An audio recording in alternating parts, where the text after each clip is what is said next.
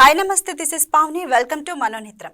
చాలా మంది ఎప్పుడూ ఇతరులతో ఉండాలనుకుంటారు. తమ సొంత నిర్ణయాలు తీసుకోవడానికి కూడా ఇతరుల మీద ఆధారపడుతూ ఉంటారు. అలాగే నేను వీరికి సరిపోను అనే భావనలో ఉంటారు. భాగస్వామి దూరం అయితే ఆందోళన, నిస్సహాయతకు గురవుతారు. దీనినే ఎమోషనల్ డిపెండెన్సీ అంటారు. కొంతమంది ఎమోషనల్ డిపెండెన్సీనే ప్రేమ అని అనుకుంటారు. నిజానికి ఇది ఒంటరితనం పట్ల తీవ్రమైన భయం, నిరంతరం ఆందోళన వల్ల కలిగేది. భాగస్వామిని కోల్పోతామనే అభద్రత భావంతో ఇది ఏర్పడుతుంది.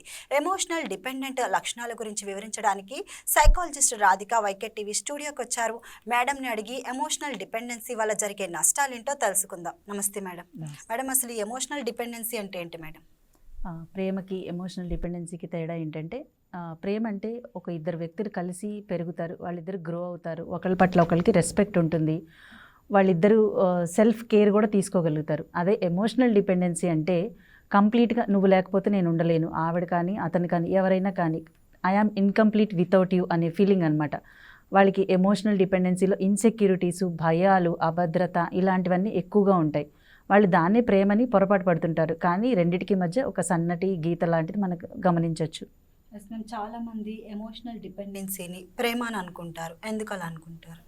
ఒక చిన్న ఎగ్జాంపుల్ చెప్తానండి. నా దగ్గరికి వచ్చిన ఒక క్లయింట్, ఆయనకి ఇన్స్టాలో ఎవరో ఒకరు పరిచయం అయ్యారనమాట. కంటిన్యూస్గా వాళ్ళతో చాటింగ్ అది మొదలుపెట్టి అది ఎంతలాగా అయిపోయిందంటే 24 hours ఇంకా వాళ్ళతో మాట్లాడుతూనే ఉండాలి.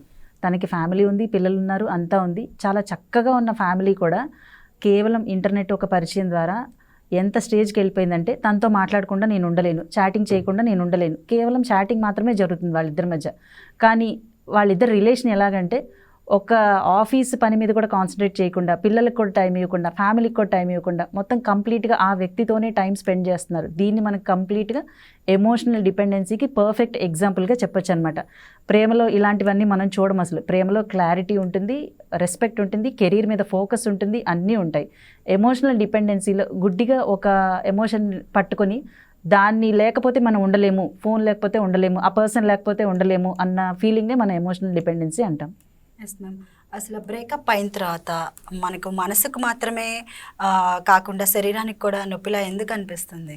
ఎందుకంటే మనం ఏదైనా ప్రేమలో ఉన్నప్పుడు, ఏదైనా మంచి రిలేషన్షిప్లో ఉన్నప్పుడు బ్రెయిన్లో ఆక్సిటోసిన్, డోపమైన్, మంచి హ్యాపీ హార్మోన్స్ అంటాం, అవి రిలీజ్ అవుతాయి అన్నమాట. అవి రిలీజ్ అవ్వటం వల్ల ఉత్సాహంగా, ఎనర్జెటిక్గా కనిపిస్తారు. బ్రెయిన్ కూడా వాటికి ఎడిక్ట్ అవుతుంది, హ్యాపీ హార్మోన్స్కి ఎడిక్ట్ అవుతుంది. వన్స్ ఈ రిలేషన్షిప్ బ్రేక్ అయినా, ఏదన్నా చిన్న తేడా వచ్చినా, ఇష్యూస్ వచ్చినా కూడా ఈ సిమ్టమ్స్ అన్నీ కూడా విత్డ్రాల్ అయిపోతాయి కదా. అంటే హ్యాపీ హార్మోన్స్ ప్రొడ్యూస్ అవ్వవు కాబట్టి, బ్రెయిన్కి కావాల్సిన హార్మోన్స్ అందవు కాబట్టి విత్డ్రాల్ సిమ్టమ్స్ వస్తాయి. విత్డ్రాల్ సిమ్టమ్స్ అంటే ఏంటి? చెస్ట్లో ఏదన్నా టైట్గా అనిపించడము, కంప్లైంట్, పానిక్ అటాక్స్, కళ్ళు తిరగడం లాంటివి, స్టమక్లో కొంచెం ఇబ్బందిగా అనిపించడము, కళ్ళు తిరగడము, వాళ్ళకి నిద్ర పట్టకపోవడము, ఆకలి లేకపోవడము, బయట జరుగుతున్న ఏ పనులు పట్ల ఇంట్రెస్ట్ లేకపోవడము.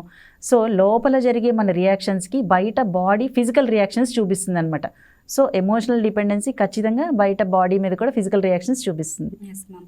ఎమోషనల్గా డిపెండెంట్గా ఉన్న వ్యక్తులు సాధారణంగా అసలు ఎలా బిహేవ్ చేస్తారు? ఎమోషనల్ డిపెండెంట్ వ్యక్తులు ఏంటంటే కంప్లీట్గా వాళ్ళ గురించి ఆలోచిస్తూ ఉండడము, వాళ్ళ చాటింగ్స్ పదే పదే చెక్ చేసుకుంటూ ఉండడం. ఒకవేళ వాళ్ళకి ఏదైనా ఇష్యూ, ప్రాబ్లం, రిలేషన్షిప్లో ఏదైనా ఇష్యూ కానీ ప్రాబ్లం కానీ ఏదైనా వస్తే వాళ్ళు కలిసిన ప్లేస్లు, వాళ్ళు మాట్లాడుకున్న మాటలు, వాళ్ళ ఫోన్లో లాస్ట్ మెసేజ్ చెక్ చేసుకుంటూ ఉండడము, కంటిన్యూస్గా వాళ్ళు లాస్ట్ సీన్ ఎప్పుడుంది, వాళ్ళ సోషల్ మీడియా ప్రొఫైల్స్ చెక్ చేస్తుంటూ ఉండడము, ఇలాంటివన్నీ చేస్తూ ఉంటారనమాట. ఎమోషనల్ డిపెండెన్సీ ఉన్న వాళ్ళు ఏంటంటే వాళ్ళ దగ్గర నుంచి ఒక చిన్న మెసేజ్ వచ్చినా సరే వీళ్ళు ఏదో చాలా సాధించినట్టుగా ఫీల్ అవుతూ ఉంటారు. అసలు దానివల్ల వాళ్ళు ఎంత కోల్పోతున్నారు, వాళ్ళ పర్సనల్ స్పేస్ కానీ, వాళ్ళ సెల్ఫ్ కేర్ కానీ, వాళ్ళ సెల్ఫ్ వాల్యూ కానీ ఎంత కోల్పోతున్నారని అర్థం చేసుకోలేని స్టేజ్లో ఉండిపోతారు వాళ్ళు. అసలు ఇదే నిజమైన ప్రేమ అని వాళ్ళకి వాళ్ళే ఒక సెల్ఫ్ రెస్పెక్ట్ని కూడా కోల్పోతారు. ఎందుకంటారు అలా? ఎందుకంటే వాళ్ళు చిన్నప్పుడు చైల్డ్హుడ్ మెమరీస్ అంటాం మనం, వాళ్ళ పెరిగిన విధానము, వాళ్ళ ఇంట్లో వాతావరణం కనుక సరిగ్గా లేకపోతే అటాచ్మెంట్ ఇష్యూస్ వస్తాయి వాళ్ళకి. సో వాళ్ళు తొందరగా ఎవరైనా పెద్ద అయ్యాక కొంచెం ప్రేమ చూపించినా, కొంచెం కేరింగ్గా మాట్లాడినా, కొంచెం వీళ్ళ పట్ల సపోర్టివ్గా ఉన్నా సరే వీళ్ళు వెంటనే వాళ్ళ బ్రెయిన్కి అది ఒక ఆక్సిజన్ లాగా అనిపిస్తుంది అనమాట. సో ఇది నాకు చాలా బాగుంది కదా ఈ ఫీలింగ్, వీళ్ళు నా పట్ల చాలా కేర్ చూపిస్తున్నారు కదా, నాకు ఇంతకుముందు ఎవరు నన్ను ఇలా శ్రద్ధ తీసుకోలేదే, ఇంతకుముందు నాతో ఎవరు ఇంత ప్రేమగా మాట్లాడలేదు కదా అని వాళ్ళకు వాళ్ళు సర్ది చెప్పుకొని వెంటనే ఆ రిలేషన్కి అటాచ్ అయిపోతారు. ఇది నిజంగా ప్రేమ లేకపోతే నేనేమన్నా డిపెండ్ అయిపోతున్నానా ఈ వ్యక్తి మీద అనేది కూడా అర్థం చేసుకోలేని స్థితిలో ఉంటారు వాళ్ళు. ఎమోషనల్ డిపెండెన్సీ అనేది ఒక వ్యక్తిని డిప్రెషన్కు దారితీసే అవకాశం ఉందంటారా? చాలా కరెక్ట్ క్వశ్చన్ అండి ఇది. ఖచ్చితంగా ఎమోషనల్ డిపెండెన్సీ అనేది డిప్రెషన్కి దారితీస్తుంది. ఎలా అంటే ఇందాక మనం చెప్పుకున్నట్టు ఒక వ్యక్తి మీద మనం ఎమోషనల్గా డిపెండ్ అయ్యి ఇన్ కేస్ వాళ్ళు కనుక మనకు సరిగ్గా రెస్పాండ్ అవ్వట్లేదు, మనం ఇన్సెక్యూర్గా ఫీల్ అవుతున్నాము, ఈ రిలేషన్షిప్లో ఎప్పుడు ఒకవైపు నుంచే మనము ఎఫర్ట్స్ పెడుతున్నాము, అవతల వైపు నుంచి మనకేం రావట్లేదు అనుకున్నప్పుడు వాళ్ళు లోన్లీగా ఫీల్ అవుతారు. బై ద టైం అది బ్రెయిన్ ఎగ్జాక్షన్కి గురవుతుంది అనమాట. బ్రెయిన్ ఎగ్జాస్ట్ అయినప్పుడు ఖచ్చితంగా ఎవరితో కలవడానికి ఇష్టపడరు. వాళ్ళు బయటికి వెళ్ళరు, నిద్ర తగ్గిపోతుంది, ఆకలి సరిగ్గా ఉండదు, వాళ్ళ కెరీర్ మీద ఫోకస్ చేయరు, వాళ్ళు అసలు ఫ్యూచర్ గురించి ఆలోచన కంప్లీట్గా మానేస్తారు. సో ఐసోలేట్ చేసుకుంటారు. ఫస్ట్ వాళ్ళని వాళ్ళు ఐసోలేట్ చేసుకుని ఎవరితో కలవకుండా విడిగా ఉండిపోతారు. అలాంటి టైంలో ఐసోలేషన్ డిప్రెషన్కి దారితీస్తుంది. ఎమోషనల్ డిపెండెన్సీలో ఉన్న ఒక పర్సన్కి మనం వంతుగా ముందుకు సాగిపో అని చెప్పడం సరైన పద్ధతి అంటారా? చాలాసార్లు ఎవరైనా బాధలో ఉన్నప్పుడు మనం ఏం చెప్తా అంటే ఏం కాదులే, వదిలేసే, let it go, it's okay, ఇది చాలా మందికి అవుతూ ఉంటుంది, ఏం పర్లేదులే అని సింపుల్గా వర్డ్స్ చెప్పేస్తుంటాం మనం. కానీ వాళ్ళు ఆ బాధలో ఉన్నప్పుడు కనీసం అలాంటి పదాలు యాక్సెప్ట్ చేయడానికి కూడా ఇష్టపడరు. ఎందుకంటే వాళ్ళ బ్రెయిన్ అది యాక్సెప్ట్ చేయడానికి రెడీగా లేనప్పుడు మనం చెప్పే పదాలు, మనం వాడే వదిలేసే అనే మాటలు ఫాలో అవ్వలేక వాళ్ళలో అది ఒక గిల్ట్ని క్రియేట్ చేస్తుంది అనమాట. సో వాళ్ళకి అలాంటి పదాలు చెప్పకుండా కొంచెం మనం సపోర్టివ్గా ఉండి కొంచెం టైం ఇచ్చి వాళ్ళకి ఎందుకు అలా రిసీవ్ చేసుకోలేరు వాళ్ళు? అంటే వాళ్ళ బ్రెయిన్ ఇందాక చెప్పినట్టు వాళ్ళ బ్రెయిన్కి అది ఆక్సిజన్ లాగా అనిపిస్తుంది కదా, ఎక్కడ దొరకని కేరింగ్ నాకు ఆ పర్సన్ దగ్గర దొరికిందని ఫీల్ అవుతుంటారు కదా వాళ్ళు. సో అది మిస్ అవ్వడానికి ఇష్టపడరు, రియాలిటీని యాక్సెప్ట్ చేయరు అనమాట. ఒక చిన్న మీకు టెస్ట్ చేసి చూపిస్తాను. ఒకసారి మన రెండు చేతులు ఇలా కలపండి. మీరు ఈ లెఫ్ట్ థంబ్ పైకి వచ్చిందా, రైట్ థంబ్ పైకి వచ్చిందా మీకు? నాకు రైట్. మళ్ళీ ఇంకొకసారి 3 times చేద్దాం. మళ్ళీ ఇంకొకసారి 3 times కూడా రైట్ థంబ్ పైకి వచ్చింది. ఈసారి మనం కొంచెం ఎఫర్ట్ పెట్టి లెఫ్ట్ థంబ్ పైకి వచ్చేలా చేద్దాం. ఓకే, ట్రై చేద్దాం. అవుతుందా? చూసారా, కొంచెం ఎఫర్ట్ పెట్టాం కదా, కొంచెం టైం పట్టింది. ఇంకొకసారి చేద్దాం. సో ఇప్పుడు మన బ్రెయిన్కి ఇది అలవాటు అవ్వడానికి ఎంత టైం పట్టింది? కొంచెం కష్టపడ్డాం. కొంచెం, ఇది చాలా ఈజీ ప్రాసెస్, ఒక సెకండ్లో అయ్యే పని కాబట్టి కొంచెం ఎఫర్ట్ తోటి మనం దీన్ని చేయగలిగాం. మరి రిలేషన్షిప్ అంటే ఎప్పటి నుంచో ఉన్నది కదా, ఎప్పటి నుంచో వాళ్ళ వ్యక్తికి, వాళ్ళ మాటలకి, వాళ్ళు కలిసిన ప్లేసులకి, ఆ అటాచ్మెంట్కి అలవాటు పడిపోయి ఉంటారు. కాబట్టి దాని నుంచి బయటపడడానికి ఈ న్యూరో ట్రాన్స్మిటర్స్, ఇప్పుడు మనం ఇందాక చెప్పిన సింపుల్ ఎగ్జాంపుల్స్లో న్యూరో ట్రాన్స్మిటర్స్ కనెక్ట్ అయ్యి ఉంటాయి. ఆ న్యూరో ట్రాన్స్మిటర్స్ కనెక్ట్ అయ్యి ఉన్న వాటిని మళ్ళీ మనం రివర్స్ చేయడానికి ట్రై చేస్తున్నాం. సో ఎఫర్ట్ పెట్టాలి, ఎఫర్ట్ పెట్టడానికి టైం తీసుకోవాలి. కాబట్టి వాళ్ళకి లెట్ ఇట్ గో అనేది చిన్న పదం, వదిలేసే అనేది పదం, కానీ ఆ పెట్టే ఎఫర్ట్, ఆ టైము వాళ్ళకి పడుతుంది కాబట్టి వాళ్ళు దాన్ని అంత తొందరగా తీసుకోలేక గిల్ట్ ఫీల్ అవుతుంటారు. ఓకే. సో ఎమోషనల్ డిపెండెన్సీ స్థితిలో ఉన్న ఒక వ్యక్తి ఒక ఊరట పొందడానికి అసలు వాళ్ళు ఏం చేయాలి? ఎవరిదైనా హెల్ప్ తీసుకోవడం అవసరము. ఇలాంటి టైంలోనే వాళ్ళ పేరెంట్స్ కానీ ఫ్రెండ్స్ కానీ వాళ్ళని వదిలేయకుండా వాళ్ళకి తోడుగా ఉండడం చాలా అవసరము. సూసైడ్స్ కూడా ఇలాంటి టైంలోనే ఎక్కువగా జరుగుతుంటాయి. ఎందుకంటే వాళ్ళు ఎమోషనల్గా సప్రెస్ చేసుకుంటారు. చాలామంది సప్రెస్ చేసుకోరు, ముఖ్యంగా బాయ్స్ అయితే అసలు బయటికి చెప్పుకోరు. వాళ్ళు ఎమోషనల్గా సప్రెసివ్గా ఉంటారు కాబట్టి ఐసోలేషన్ డిప్రెషన్ అంటాం. అంటే వాళ్ళు విడిగా ఉండిపోతారు, ఎవరితో మాట్లాడకుండా కలవకుండా వాళ్ళ రూమ్లో ఉండిపోయి లాక్ చేసేసుకుని ఎక్కువగా ఇంట్రెస్ట్ చూపించకుండా బయటికి ఫంక్షన్స్కి రారు, ఎక్కడ మీట్ అవ్వరు అనమాట. అలాంటి టైంలో పేరెంట్స్ కానీ ఫ్రెండ్స్ కానీ కొంచెం అబ్జర్వ్ చేసుకుని ఎందుకు వీళ్ళు ఇలా ఉంటున్నారని ఫస్ట్ వాళ్ళు చెప్పేది విని జడ్జి చేయకుండా వాళ్ళకి కొంచెం స్పేస్ ఇచ్చి వాళ్ళ టైం వాళ్ళకి ఇస్తే కొంచెం ఓపెన్ అయ్యి వాళ్ళ ఫీలింగ్స్ని ఎక్స్ప్రెస్ చేసుకుని దానిలో నుంచి బయటికి రావడానికి సహాయం పడుతుంది. మనం ఇచ్చే సపోర్ట్ వాళ్ళకి సహాయపడుతుంది అనమాట. ఓకే. అంటే ఒక రిలేషన్షిప్లో ఉండి ఇంకొక కొత్త రిలేషన్షిప్ని వాళ్ళు స్టార్ట్ చేసినప్పుడు సో వాళ్ళు పాస్ట్ అంతా మర్చిపోవచ్చు అంటారా? ఇది తొందరపడి యూత్ ఎక్కువ ఈ పని చేస్తుంటారనమాట. మనం దీన్ని ఎస్కేపిజం అంటాం. అంటే ఒక రిలేషన్షిప్లో ఉన్నప్పుడు వీళ్ళు ఏదైనా బ్రేకప్ ఇష్యూ అయింది, లేదా వాళ్ళకి ఏదైనా ఇష్యూస్ వచ్చి అందులో నుంచి బయటకు వచ్చేసారు, అది పూర్తిగా హీల్ అవ్వకుండా మళ్ళీ ఇంకో రిలేషన్షిప్, రీబౌండ్ రిలేషన్షిప్స్ అంటాం మనం వీటిని, అది పూర్తిగా హీల్ అవ్వకుండా మళ్ళీ ఇంకో రిలేషన్షిప్లోకి వెళ్ళడం వల్ల ఈ పాత ప్యాటర్న్స్ హీల్ అవ్వకపోవడం మూలాన ఇవే అలవాట్లు, ఇవే మాటలు, ఇవే అటాచ్మెంట్ ఎడిక్షన్స్ ఇవన్నీ కూడా కొత్త రిలేషన్షిప్లో కూడా మళ్ళీ రిపీట్ అవుతూ ఉంటాయి అన్నమాట. సో ఏదైతే ఈ రిలేషన్షిప్లో జరిగి వాళ్ళ బ్రేకప్ అయిందో కొత్త రిలేషన్షిప్లో కూడా మళ్ళీ ఇదే అవ్వడానికి చాలా వరకు ఛాన్సెస్ ఉంటాయి. సో మనకి హీల్ అయిందా లేదా అనేది మనం టైం తీసుకుని ఒక ఎక్స్పర్ట్ గైడెన్స్ కానీ తీసుకుని మనం కంప్లీట్గా పాత రిలేషన్షిప్ నుంచి హీల్ అయ్యాము అనుకున్నాకే కొత్త రిలేషన్షిప్ స్టార్ట్ చేయడం అనేది చాలా important. Yes ma'am. Emotional dependency నుంచి ఒక వ్యక్తి బయటపడాలి అంటే మీరిచ్చే థెరపీ కానీ, సో కౌన్సిలింగ్ కానీ ఎలా యూజ్ అవుతుంది వాళ్ళకి? థెరపీలో, కౌన్సిలింగ్లో మనం ఏం చేస్తామంటే ఒక మనిషికి జనరల్గా చిన్నప్పటి నుంచి పెరిగిన విధానం బట్టి, వాళ్ళ చైల్డ్హుడ్ మెమరీస్ని బట్టి అటాచ్మెంట్ ప్యాటర్న్స్ అంటాము. అవి ఒక కౌన్సిలర్ ఐడెంటిఫై చేయగలుగుతారు. వాళ్ళ కంప్లీట్ కేస్ హిస్టరీ తీసుకుని వాళ్ళ అటాచ్మెంట్ ప్యాటర్న్ ఐడెంటిఫై చేసి దాన్ని బట్టి వాళ్ళని గైడ్ చేయడం జరుగుతుంది. రకరకాల అటాచ్మెంట్ ప్యాటర్న్స్ ఉంటాయి. సో వీళ్ళు దేనికి సంబంధించిన వాళ్ళు, వీళ్ళ అటాచ్మెంట్ ప్యాటర్న్ ఎలా ఉంది అని గైడ్ తీసుకొని దాన్ని బట్టి వాళ్ళని గైడ్ చేస్తాము. వాళ్ళ సెల్ఫ్ వర్త్ని మళ్ళీ మనం రీబిల్డ్ చేయడానికి ట్రై చేస్తాము. వాళ్ళని గోల్ ఓరియంటెడ్గా, ఫోకస్ ఓరియంటెడ్గా తయారు చేయడానికి వాళ్ళకి గైడెన్స్ ఇవ్వడం జరుగుతుంది. కౌన్సిలర్ దగ్గరికి రావడం అనేది వీక్నెస్ అని ఎప్పుడూ అనుకోకూడదు. మనం హెల్ప్ తీసుకుంటున్నాము అంటే మనం స్ట్రాంగ్గా ఉన్నామని అర్థం అనేది గుర్తుంచుకోవాలి. Yes ma'am. అసలు ఈ ఎమోషనల్ డిపెండెన్సీలో ఉన్న ఒక పర్సన్కి వాళ్ళ ఫ్యామిలీ తరపు నుంచి కానీ, సో లేదంటే ఫ్రెండ్స్ తరపు నుంచి కానీ ఎటువంటి సపోర్ట్ ఉంటే మంచిదంటారు? ఇందాక చెప్పినట్టు వాళ్ళని వదిలేయకుండా ఎప్పుడు వాళ్ళకి సపోర్ట్ ఇస్తూ, వాళ్ళని గమనిస్తూ, వాళ్ళు చెప్పే మాటలు వింటూ, వాళ్ళకి కొంచెం టైము స్పేసు ఇచ్చి, వాళ్ళు కొంచెం ఫిజికల్ యాక్టివిటీలో ఇన్వాల్వ్ అయ్యేలాగా చూడాలి. ఒక రీసెంట్ స్టడీ ఏం చెప్తుందంటే, ఎలాంటి యాంగ్జైటీలో ఉన్న వాళ్ళైనా ఒక 10 minutes కనుక వాకింగ్ కానీ ఫిజికల్ యాక్టివిటీ ఏదైనా చేస్తే ఖచ్చితంగా దాంట్లోంచి 50% బయటకు వస్తారని చెప్తుంది.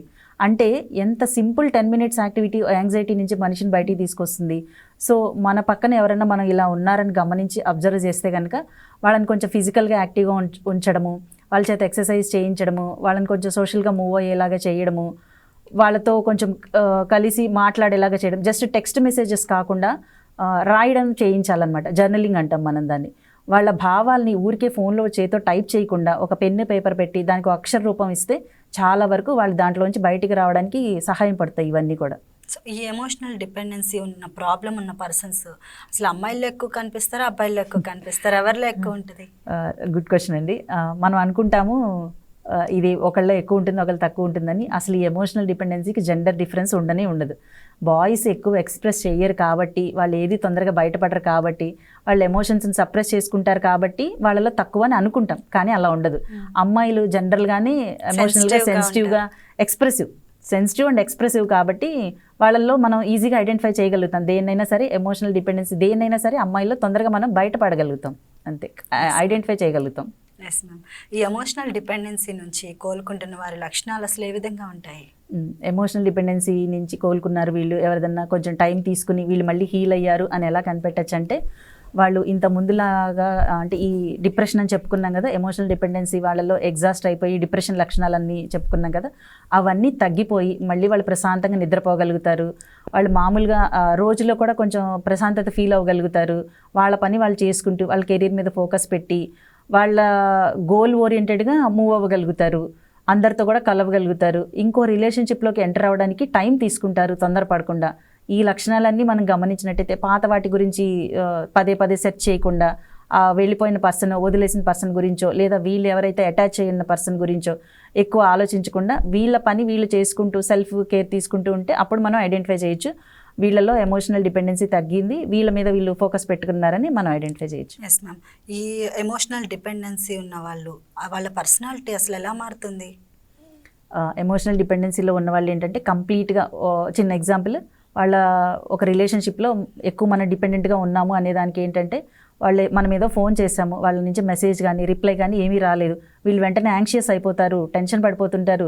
నేను ఏదైనా తప్పు చేశానా, నా వల్ల ఏదైనా జరిగిందా, ఎందుకు వీళ్ళు నాకు రెస్పాండ్ అవ్వట్లేదు అని చెప్పి వీళ్ళు సెల్ఫ్ బ్లేమ్ చేసుకుంటూ ఉంటారు. నువ్వు ఫోన్ లేకపోతే నేను ఉండలేను, నువ్వు ఒకరోజు బయటకు వెళ్తే నేను ఒక్కదాన్ని కానీ నేను స్పెండ్ చేయలేను, ఇలాంటి పదాలు వాడుతుంటారు అనమాట. వాళ్ళకి రెస్పెక్ట్ కన్నా దీనికన్నా కూడా ఇన్సెక్యూరిటీలు, భయాలు ఎక్కువ ఉంటాయి డిపెండెన్సీలో. ఇలాంటి లక్షణాలు కనిపిస్తుంటే మనం చెక్ చేసుకోవాలి, నిజంగా ఇది ప్రేమ లేకపోతే డిపెండెన్సీనా, ఎంతవరకు మనం కరెక్ట్గా ఉన్నాము, అవతల పర్సన్ మనల్ని ఏమైనా హ్యూమిలేట్ చేస్తున్నారా, అంటే మన సెల్ఫ్ హ్యూమిలేషన్కి, అంటే కొంతమంది సరదాగా ఏదో జోకులు వేసి తక్కువగా చూస్తుంటారు, అలాంటివి ఏమైనా జరుగుతున్నాయి మన రిలేషన్షిప్లో, సెల్ఫ్ హ్యూమిలేషన్ ఏమైనా జరుగుతుందా, ఇలాంటివన్నీ చెక్ చేసుకుంటూ ఉండాలి. సో ఈ ఎమోషనల్ డిపెండెన్సీ ఉన్న ప్రాబ్లం ఉన్న వాళ్ళు సో సొంత నిర్ణయాలు తీసుకోలేరు. వాళ్ళు ఎందుకంటారు అలా? అంటే వీళ్ళు ఎలా ఉంటారంటే, నేను మొత్తం సాక్రిఫైస్ చేసేసి నా ఫీలింగ్స్ అన్నీ వాళ్ళకి ఇచ్చేస్తే నేను ఎక్కువ ప్రేమ చూపిస్తున్నట్టు, ఎంత సాక్రిఫైస్ చేసి ఎంతగా నేను నా నిర్ణయాలన్నీ వాళ్ళకే వదిలేస్తే నేను అంతగా ప్రేమిస్తున్నానన్న ఒక చిన్న భ్రమలో ఉంటారనమాట. నిజమైన ప్రేమ అయితే ఒకరికొకరు సపోర్ట్ ఇచ్చుకుంటూ, ఒకరికొకళ్ళు విలువలకి, అభిప్రాయాలకి గౌరవం ఇస్తూ, ఒకళ్ళ ఎదుగుదలకి ఇంకోళ్ళకి సహాయం చేసేది నిజమైన ప్రేమ అంటాం. డిపెండెన్సీలో ఏంటంటే కంప్లీట్గా మీరేం చెప్తే నేను అదే చేస్తాను, నువ్వేమంటే నేను అదే చేస్తాను, నువ్వు ఉంటేనే నేను బయటకు వెళ్తాను, నువ్వు లేకపోతే నేను ఇక్కడే ఉండిపోతాను, ఇలాగా మనకి ఆ గ్రోత్ అనేది ఎక్కడ కనిపించదు. రిలేషన్షిప్లో గ్రోత్ కనిపించట్లేదు అంటే ఖచ్చితంగా మనం డిపెండెంట్ అయ్యాము అనేది ఖచ్చితంగా అది ఒక ల్యాండ్ మార్క్ లాంటిది. సో ఒక పర్సన్కి వాళ్ళ చైల్డ్హుడ్ ఫ్యామిలీ ఎన్వైర్న్మెంట్ ఉంటుంది. సో అది ఒక ఇంపాక్ట్ చూపించిద్దా ఈ ప్రాబ్లం ఉన్న వాళ్ళకి? ఖచ్చితంగా అండి. ఎందుకంటే చిన్నప్పుడు ఒక వ్యక్తి యొక్క పర్సనాలిటీ అనేది చాలా రకాల కేటగిరీస్ మీద ఇన్వాల్వ్ అయి ఉంటుంది.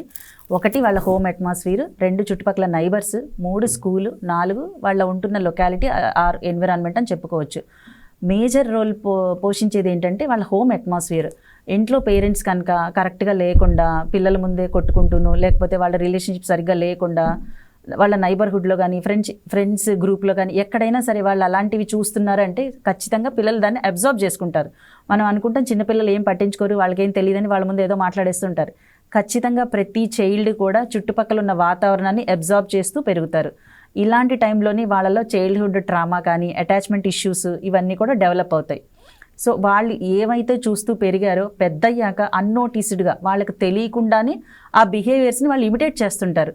రీసెంట్గా వచ్చిన కేసు, నిన్న ఒక క్లయింట్ వచ్చారు నా దగ్గరికి, వాళ్ళ వైఫ్ గురించి చెప్తున్నారు. ఆవిడ ఏంటంటే చిన్నప్పటి నుంచి వాళ్ళ మదర్ ఫాదర్ కొట్టుకుంటూ ఉన్నారు. చిన్నప్పటి నుంచి ఆవిడ అదే చూస్తూ పెరిగారు. ఆవిడకి 17 years ఏజ్కే మ్యారేజ్ అయిపోయింది. ఈ 17 yearsలో కూడా ఆవిడ ఏం చూసారంటే వాళ్ళ అమ్మగారు, వాళ్ళ పెద్దమ్మ అంటే వాళ్ళ తోడికోడలు, వాళ్ళిద్దరు కొట్టుకోవడం జాయింట్ ఫ్యామిలీలో. వాళ్ళ ఫాదర్కి మదర్కి రిలేషన్షిప్ సరిగ్గా లేదు. ఫైనాన్షియల్ ఇష్యూస్ రావడం వల్ల వాళ్ళ మదర్ ఎప్పుడు ఫాదర్ని క్రిటిసైజ్ చేస్తూ ఉంటారనమాట. నీ వల్ల ఇలా అయిపోయాము, నీ వల్లే మన ఫ్యామిలీ అంతా ఇలా చెడిపోయింది. ఆవిడ చిన్న మ్యారేజ్ 17 ఏళ్ళు అయ్యే వరకు ఇవే చూస్తూ పెరిగారు ఆవిడ.